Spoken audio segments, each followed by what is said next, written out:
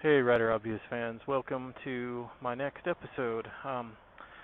Actually on my way to a National Night Out event that some of my coworkers are going to be participating in. So I'm going out to just support some of my coworkers, hang out with them, see some cool stuff, hopefully. Just really proud of these men and women who put their lives on the line every day. So National Night Out was started back, quite a while ago, as a way for neighborhood watch things and all to get started and organized, and neighbors to meet each other, to become friendly with their local law enforcement.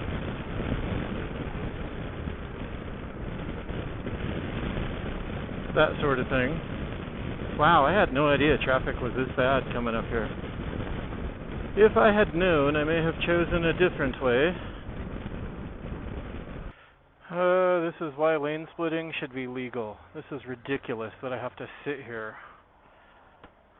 So National Night Out might have been started for all the law enforcement and things, but communities as a whole now gather together around this National Night Out, and because I work for part of the community, I am a community servant, in a way, indirectly, because my paycheck comes from tax dollars, I suppose. I'm going to show up and support our guys. We are not the police. We're the ones in the big red trucks. So, just really proud of the job our guys do, the life-saving efforts they make, the extra mile they go doing all kinds of things for our citizens. Not just saving lives, but shoveling out an old lady's walk, or replacing a fire extinguisher, or I guess not a fire. Maybe they'll do a fire extinguisher, but fire alarms. Well, apparently I'm going to be in there. Are you? With your camera. Cool. So, cool. Looking forward to it. Were you at the relay? The depots, come to the bottom of the depots, spray and carry. Peel that all the way back, cut the top and bottom hinge of the front door, take that entire side off. Then we go in and make our two of these cuts out. So you're going to do it that way? Yeah, that is that way. Two people on one side, we need on the other. We need to stop the tour so we can all have a knowledge. Okay. This is all a lot of good information we all need to know. Do you want me to be Superman? Are you filming me? Ready? Watch what they do to that car. Nice. That's going on YouTube. I know it is. Welcome, everyone.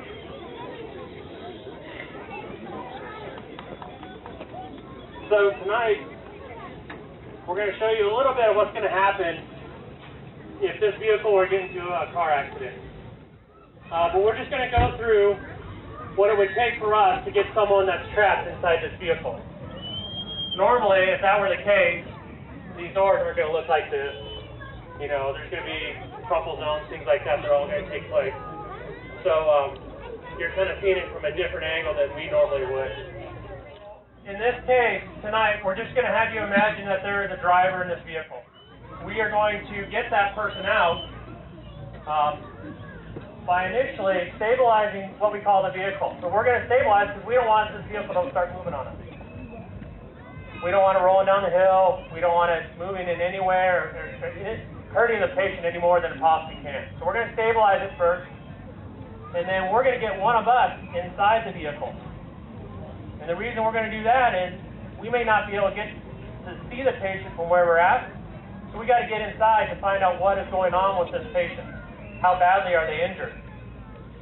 And then we're going to talk them through the process. It's one thing to see everything from the outside, to hear the metal crunching, to hear the glass breaking, all that stuff. It's completely different if you are in that vehicle when all this is going on. So that's why we want to get someone inside to kind of walk through the whole process of what's going to go on. And that's what this is right here. So this is called the jaws of life. What it is, for us though, is just a spreader. It spreads the metal. Alright, we have other tools that go along with it. We have a cutter, which is this right here, which will cut through most things. And then we have what we call a ram, which basically is exactly what it does. It just pushes metal.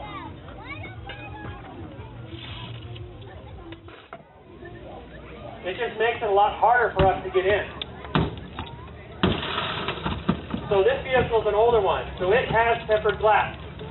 As you can see, all they did was able to puncture the window out of the back.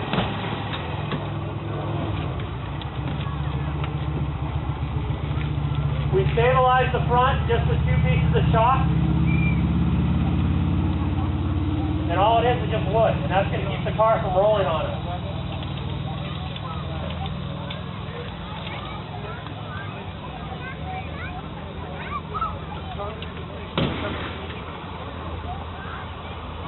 Alright, so if you can see, we have a firefighter that's already in the back of the car. He's now grabbed his heart, and he's wrapping that over the patient that's in the front seat. And he's talking to him. He's finding out what's going on, what injuries they may have.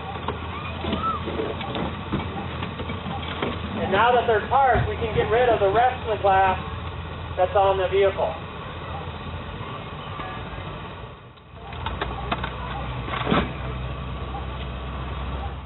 We're going to get them out the fastest way we possibly can. Tonight we're going to show you just a bunch of different techniques that we can to get someone out. It doesn't mean we're going to use all this on one particular incident.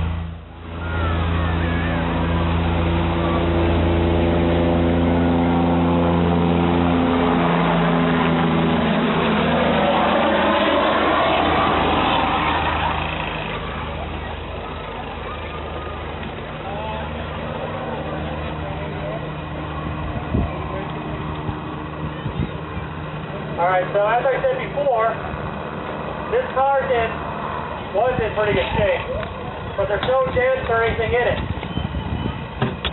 If we have to make access to it, we have to put a dent in it. So that's what that spreader originally was to put a little pinch point in it and allow us to gain access to the hinges or the latch.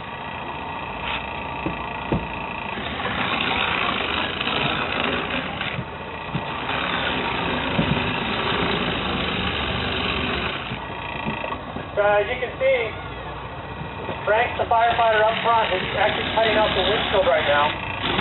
The windshield is laminated glass. It's not tempered. It doesn't fracture like the other windshield. So we actually have to cut it out.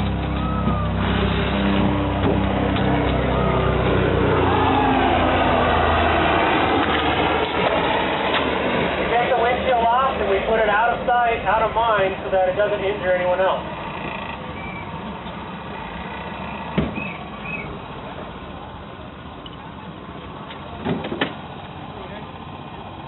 Alright, so they've gained access to the back seat now. We're going to go ahead.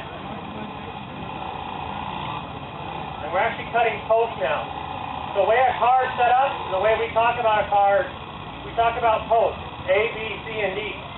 So A is always the front post, B is the middle, C is the back, potentially a D if you have a hatch.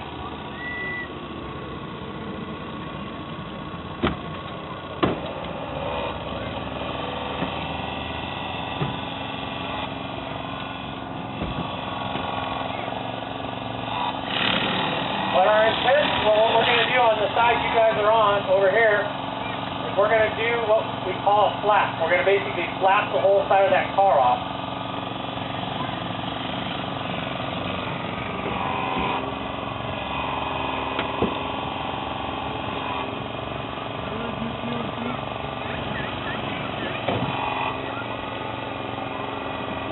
So when I first started this business, it was a little easier to extricate a car. It's much harder now with all the safety devices, the airbag, the steel, everything that's in it. So we have to get inside. We actually have to, what we call, peel and peek. We got to peel back all the plastic on the inside to see if there's an airbag that's up there. If we don't want to set that off, if we're in there.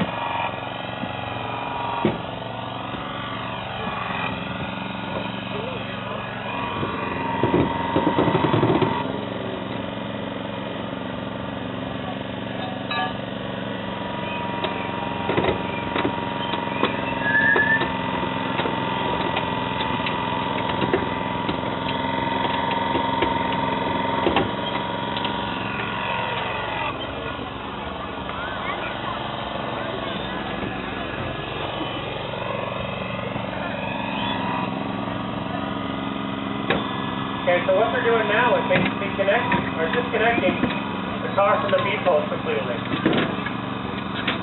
And now, as you can see, we have complete access to the side of that car.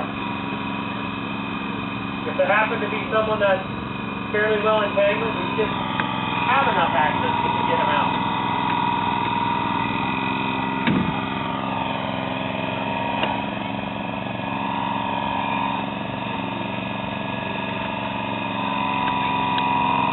So in this instance, the person is actually entangled in the pedal, which can happen.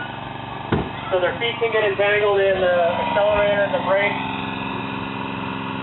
or they could actually slide underneath a little bit. So we need to lift the dash off of them.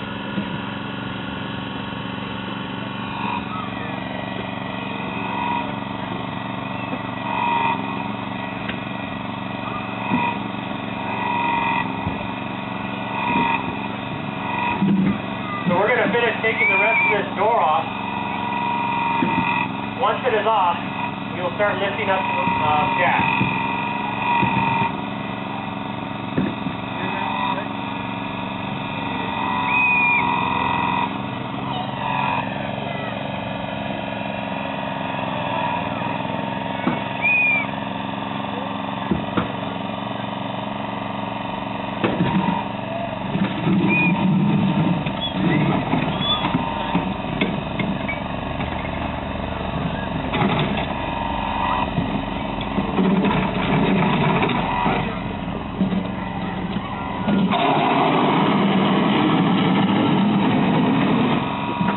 So sometimes in order to move metal, we have to actually cut it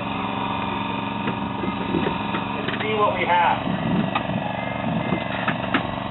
So they're peeling back the metal to see the actual structure of the car underneath. Because then we're going to utilize some of the spaces, some of the holes and things that they have for wiring as a way to gain a purchase point to cut that metal.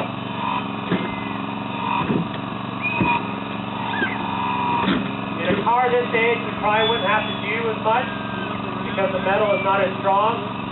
But in a 2015, 2016 vehicle, we would not be able to, we have to cut much more than an older vehicle.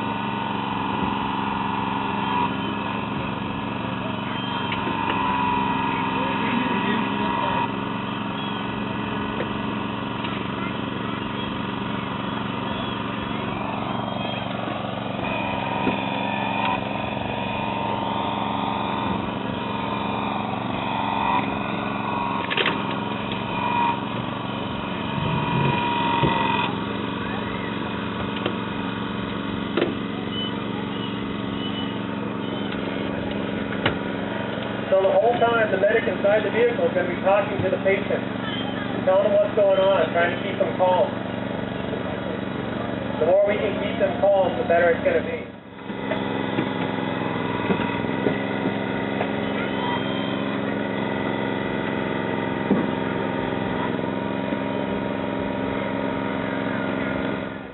They save lives, but you know they love ripping stuff apart as well.